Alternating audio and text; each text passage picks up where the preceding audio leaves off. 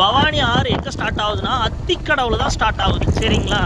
அந்த அத்திக்கடவு ஆறுக்கு தான் இப்போ நம்ம வந்திருக்கோம், போயிட்டே இருக்கோம். சரிங்களா? அத்திக்கடவுன்ட்டு ஒரு ஊர், அங்கே தான் ஆறு ஸ்டார்ட் ஆகுது. பவானி ஆறு அங்கே தான் ஸ்டார்ட் ஆகுது. அத்திக்கடவு போய் பார்ப்போமா? பாருங்கள், அத்திக்கடவு போர்டு வந்துருச்சு.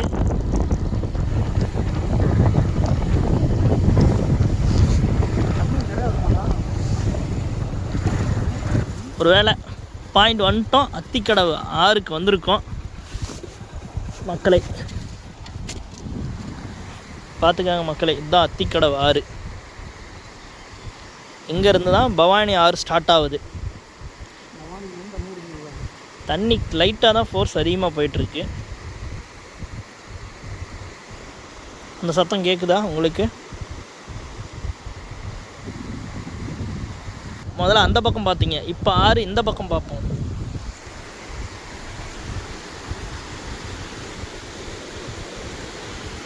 ஆறோட சத்தம் கேட்குதுங்களா?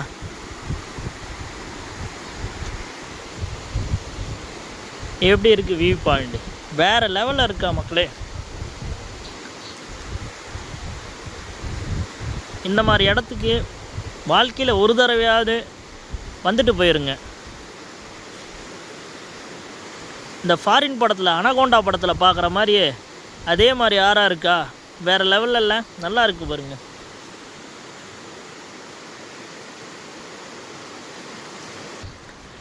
சுற்றி பாருங்கள் மக்களே, எல்லாம் ஃபாரஸ்ட்டு தான். இப்படி ஒரு ஃபாரஸ்ட் அடியில் ஒரு நல்ல ஒரு ஆறு ஒன்று ஓடிட்டுருக்கு. அது பவானி ஸ்டார்ட் ஆகிற இடமே இங்கே தான்.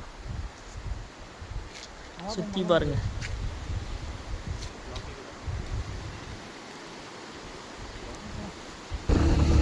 அடுத்து நம்ம இப்போ எங்கே போகிறோன்னா, இன்னொரு மலைவாழ் மக்கள் வாழ்கிற ஊருக்கு போகிறோம், மலை கிராமத்துக்கு போகிறோம்.